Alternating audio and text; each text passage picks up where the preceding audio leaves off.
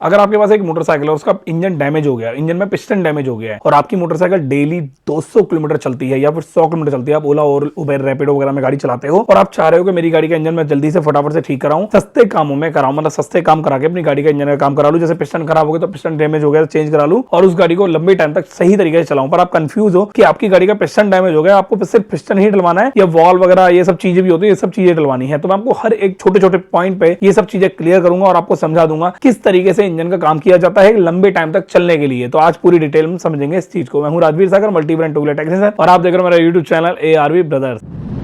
जब हमारी मोटरसाइकिल का पिस्टन खराब होता है या फिर हमारी स्कूटी का पिस्टन डैमेज होता है तो उस सिचुएशन में हमारी मोटरसाइकिल ऑयल ज्यादा खाने लगती है। ऑयल क्यों खाती है? क्योंकि पिस्टन घिस जाता है और पिस्टन के जस्ट नीचे की तरफ जो ऑयल चल रहा होता है वो पिस्टन के घिस जाने से ऑयल ऊपर आने लगता है और ऑयल ऊपर जब ऊपर ऑयल आता है हेड के अंदर तो वहां ब्लास्ट होता है और ब्लास्ट की प्रक्रिया में आग लगती है। उस आग के अंदर जब ऑयल जाएगा तो वो ऑयल जलता जाएगा जलता जाएगा जलता जाएगा, जिसकी वजह से आपकी गाड़ी का ऑयल खत्म हो जाता है और एक ऐसा टाइम आता है कि आपकी गाड़ी इंजन सीज मारने की कगार पे आ जाती है। और कभी कभी तो ऐसा भी हो जाता है अगर हमारी गाड़ी का ऑयल ज्यादा खत्म हो गया है तो हमारी गाड़ी ऑयल के बिना चलने से इंजन में आवाजें भी आने लगती हैं। बट आपकी गाड़ी की सिचुएशन बिल्कुल अलग है। आपकी मोटरसाइकिल में जस्ट अभी पिस्टन की प्रॉब्लम आई और आप सोच रहे हो कि यार मैं करूं तो करूं क्या। इस सिचुएशन में सबसे पहले समझना यह जरूरी है कि आपकी मोटरसाइकिल में पिस्टन की हालत कितनी हद तक डैमेज हो चुकी है। पिस्टन से रिलेटेड और भी चीजें होती है मोटरसाइकिल के अंदर या स्कूटी के अंदर। मैं जितनी भी आपको बातें बताऊंगा इस पूरी की पूरी जर्नी में, पूरी वीडियो में, वो सारी की सारी बातें टू व्हीलर पे अप्लाई होते हैं, चाहे वो स्कूटी हो चाहे वो मोटरसाइकिल हो। ये दोनों चीजें आपको समझनी है। ओके, यहाँ पे क्लच को लेकर डिफरेंसेस आ जाएंगे। सबसे पहले समझते हैं पिस्टन को लेकर। अगर हम एक टू व्हीलर मोटरसाइकिल या स्कूटी के अंदर पिस्टन चेंज करा रहे हैं तो पिस्टन चेंज कराने से पहले हमें ये चीजें जरूरी है समझना होता है कि पिस्टन की कनेक्टिंग रॉड कैसी है। कनेक्टिंग रॉड होती है हमारी क्रैंक की कनेक्टिंग रॉड, जिसके ऊपर पिस्टन चलता है। एक मोटरसाइकिल को ठीक करने से पहले मैं आपको एक छोटा सा सैंपल मतलब एग्जांपल देना चाहूंगा। मान के चलो आपने एक 100 गज का प्लॉट खरीदा है जिसमें एक लेंटर डला हुआ है, वो बहुत पुरानी बिल्डिंग है। अब आपने वो परचेज कर लिया, अब आपको उसके ऊपर दूसरी मंजिल और तीसरी मंजिल डालनी है। इससे आपको उस पर किराया डाल के मतलब एक होता है एक पैसिफिक इनकम बनानी है आपको। वहां पे क्या करना है आपको, ये सबसे पहले क्लियर करना पड़ेगा कि पहली जो मंजिल है उसका जो लेंटर डला हुआ है वो कितना मजबूत है, उसकी जो नींव है उसके जो कॉलम है वो कितने मजबूत है। अगर वो दोनों ही चीजें बहुत ज्यादा मजबूत होंगी तो उसमें दूसरे और तीसरे लेंटर को डालने में कोई भी प्रॉब्लम नहीं आएगी एक लंबे समय तक। यही होता है हमारी मोटरसाइकिल के अंदर भी। अगर हम पिस्टन को चेंज करा रहे हैं तो पिस्टन से ठीक नीचे टैंक की कनेक्टिंग रॉड का प्ले चेक करना बहुत ज्यादा जरूरी होता है। अगर प्ले बहुत ज्यादा मात्रा में है उस प्ले को ठीक कराने के लिए हमें इंजन को पूरा खुलवाना पड़ता है। प्ले बहुत कम मात्रा में है हमें इंजन को खुलवाने की कोई जरूरत नहीं पड़ती, हम पिस्टन को चेंज करा देते हैं। यहाँ पे एक बहुत बड़ा तथ्य ये आता है, अगर इंजन पूरा खुलवा रहे हैं हमारी मोटरसाइकिल में क्या क्या चीजें चेंज होंगी मैं बता देता हूं। जब एक इंजन पूरा खुलता है, इंजन खुलने के दौरान एक तो क्रैंक का काम होता है, क्रैंक कनेक्टिंग रॉड चेंज होती है। पूरी कंप्लीट क्रैंक चेंज कराने की जरूरत नहीं पड़ती, क्रैंक आराम से रिपेयर हो जाती है। मैं हैवी सीसी की बाइकों की बात करूं, उन गाड़ियों की सीसी में मतलब उन गाड़ियों की जब सीसी बढ़ जाती है कि क्रैंक कनेक्टिंग रॉड ना चेंज कराने से बढ़िया पूरी कंप्लीट क्रैंक जो होती है चेंज कराना ज्यादा समझदारी रहती है। जैसे कि अगर मैं कूलेंट वाली गाड़ियों की बात करूं, यहां मैं दो गाड़ियों को दो पार्ट में डिवाइड कर दूंगा। जैसे कि एक होती है 220 सीसी की मोटरसाइकिल, उसकी क्रैंक कनेक्टिंग रॉड चेंज करा सकते हो। होती है ऑयल कूलेंट वाली मोटरसाइकिल, जैसे कि R15 हो गई, आपकी NS200 हो गई, RS200 हो गई, TM हो गई, 390 हो गई, 200 हो गई। गाड़ियों की आप जो कूलेंट वाली गाड़ियां होती हैं उनकी क्रैंक को आप कंप्लीटली चेंज करा लो, ज्यादा बढ़िया रहता है क्योंकि उसमें पावर वाली गाड़ियां होती हैं। जो हमारी कम्यूटर सेगमेंट में जो गाड़ियां आती हैं जैसे 220 हो गई सीसी, 50 सीसी की पल्सर हो गई, 200 सीसी की मोटरसाइकिल हो गई, जैसे कि 200 सीसी की 180 वाली गाड़ी हो गई, जैसे बहुत पुरानी 200 सीसी की गाड़ी तो वो वाली हो गई। ये गाड़ियों की आप कनेक्टिंग रॉड चेंज करा सकते हो, मतलब क्रैंक रिपेयर करा सकते हो। क्रैंक अगर रिपेयर आप करा रहे हो तो वहां पे आपको मेन बेरिंग के जस्ट बगल में, फ्लाई व्हील के बगल में बेरिंग होते हैं, उनको भी चेंज कराना होता है आपको। दोनों ही बेरिंग चेंज कराने से आपकी गाड़ी की जो लाइफ होती है वो बढ़ती है और वाइब्रेशन इश्यू कम हो जाते हैं बहुत हद तक। यहाँ पे एक बहुत बड़ा एक तथ्य आता है, ये होता है कि यामाहा की जो मोटरसाइकिल होती है उनके अंदर ज्यादातर जो क्रैंक होती है उस क्रैंक में लेफ्ट और राइट साइड के जो बेरिंग होते हैं, बेरिंग में गोलियों का बहुत फर्क होता है। मान के चलो ये वाला जो लेफ्ट साइड वाला जो बेरिंग है, इस बेरिंग के अंदर 7 गोली लगती है और राइट साइड वाले बेरिंग के अंदर 9 गोली लगती है या 8 गोली लगती है। बेरिंग जब देखोगे तो बेरिंग का जो साइज होगा बिल्कुल आपको सिमिलर लगेगा।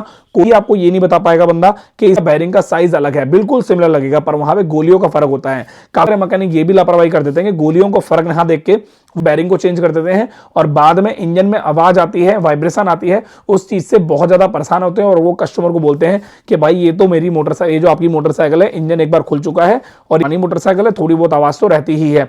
मैं दूं आपको, एक मशीन जो होती है वो कभी पुरानी नहीं होती है, सारा खेल मेंटेनेंस का होता है, सारा खेल समझ का होता है, सारा खेल इन्फॉर्मेशन का होता है। अब तो बात हमारी होगी क्रैंक को लेकर कंप्लीटली। अब करते हैं और पुर्जों के ऊपर। जैसे मान लो आप क्रैंक का काम करवा रहे हो तो आपको क्लच भी चेक करवाना जरूरी होता है। अभी मोटरसाइकिल का क्लच की प्लेटें वीक हो रखी हैं, हब सेंटर कटे हुए हैं, खराब हैं, तो इंजन का काम करा लेंगे तो हमें जो पावर मिलेगी प्रॉपर वे में वो क्लच नहीं झेल पाएगा, जिसकी वजह से हमें अच्छे तरीके से पिकअप ना मिलेगा। एक तरह से ना मिलने की वजह से हमें पावर कम और पिकअप कम मिलेगा, और पावर मिलेगी तो भैया कॉमन सी बात है एवरेज में फर्क आएगा और गाड़ी बहुत ज्यादा हीट करेगी। और आप मोटरसाइकिल में हीटिंग की वजह से पे लोड पड़ सकता है, वॉल पे लोड पड़ सकता है। वॉल क्या होते हैं अभी हम आगे बात करते हैं, पर सबसे पहले मैं बात करता हूं क्लच को लेकर। अगर आप क्लच पे फोकस नहीं करते हो तो आपकी गाड़ी में दो दिक्कतें सबसे ज्यादा आपको देखने को मिल सकती हैं। पहला है पिकअप, आपको पिकअप बहुत ज्यादा दिक्कत देखने को मिलेगा, और दूसरा है गियर अटकने की समस्या। कभी कभी होता है हमारी गाड़ी की जब क्लच प्लेटें खराब हो जाती हैं तो गियर अटकने की समस्या बहुत ज्यादा देखने को मिलती है। बताया कि अगर हमारी मोटरसाइकिल में हब और सेंटर दोनों चीजें कटी हुई हैं, उस सिचुएशन में हमें हब सेंटर भी चेंज करने पड़ते हैं, नहीं तो फिर गियर अटकने की समस्या आएगी आपकी गाड़ी में और जर्किंग होगी गाड़ी में। आधा क्लच दबाओगे तो गाड़ी आगे पीछे की तरफ ऐसे मूव करेगी, आगे पीछे की तरफ मूव करेगी, वही क्लच हब सेंटर कटने की वजह से होता है। अब यहां बात तो हुई है क्लच हब सेंटर की, क्रैंक की और पिस्टन की।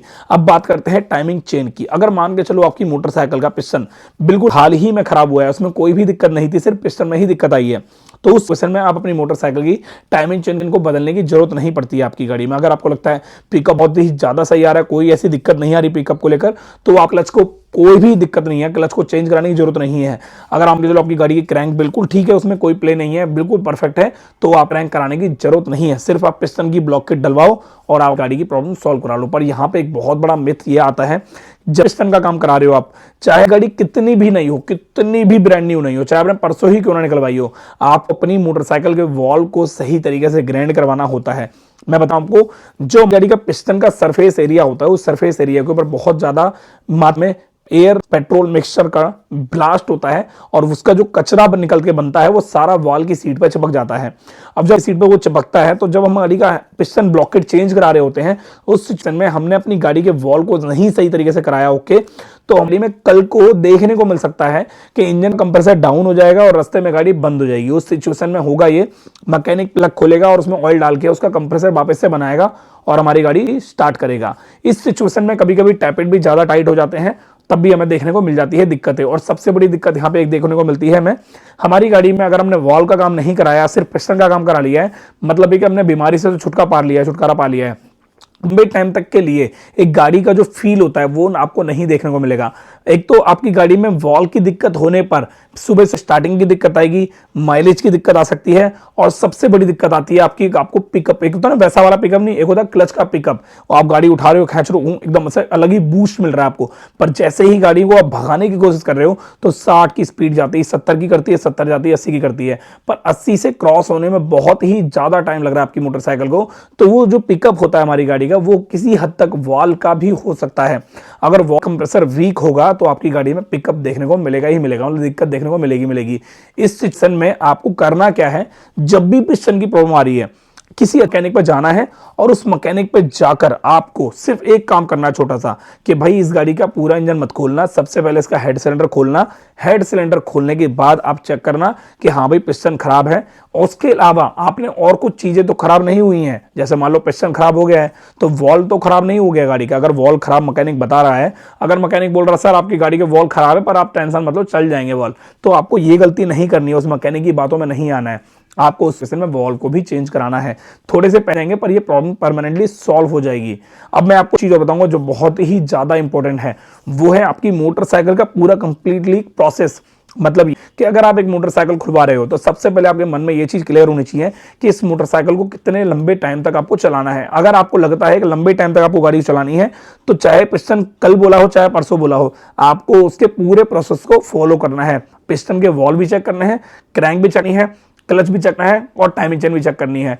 और सबसे इंपॉर्टेंट बात, अगर आपकी गाड़ी का पिस्टन आज बोल गया, आज डैमेज हो गया है, तो आपको, अगर आपने हफ्ते भर में ठीक करा ली तो वेल एंड गुड है, कोई दिक्कत नहीं है। अगर आपने 3-4-5 महीने चलाई या फिर 3-4-5 हफ्ते गाड़ी चलाई, तो उस सिचुएशन में होगा कि जो वॉल कचरा जो होता है, वो जो ऑयल का जो कचरा निकलता है ना, वो सारा कचरा आपकी गाड़ी के साइलेंसर में जाएगा और साइलेंसर को ब्लॉक कर देगा। तो इस सिचुएशन में आपको साइलेंसर भी चेंज कराना पड़ सकता है और कार्बोरेटर पे भी बहुत ज्यादा लोड पड़ता है। तो मैं आपको सलाह दूंगा, अगर आपकी गाड़ी में पिस्टन की प्रॉब्लम अभी हाल ही में आना स्टार्ट हुई है, तो सबसे पहले सारे काम छोड़कर आप सबसे पहले ये काम कराओ, क्योंकि बजट को देखते हुए हम अगर इसको चीज को डिले करते हैं तो ये परेशानी हमारे लिए भारी पड़ जाती है और दिन ब दिन बढ़ती रहती है और एक ऐसा टाइम आता है कि मैकेनिक भी हाथ जोड़ लेता है। पर ऐसी सिचुएशन जब भी होती है जब मैकेनिक को नॉलेज नहीं होती है।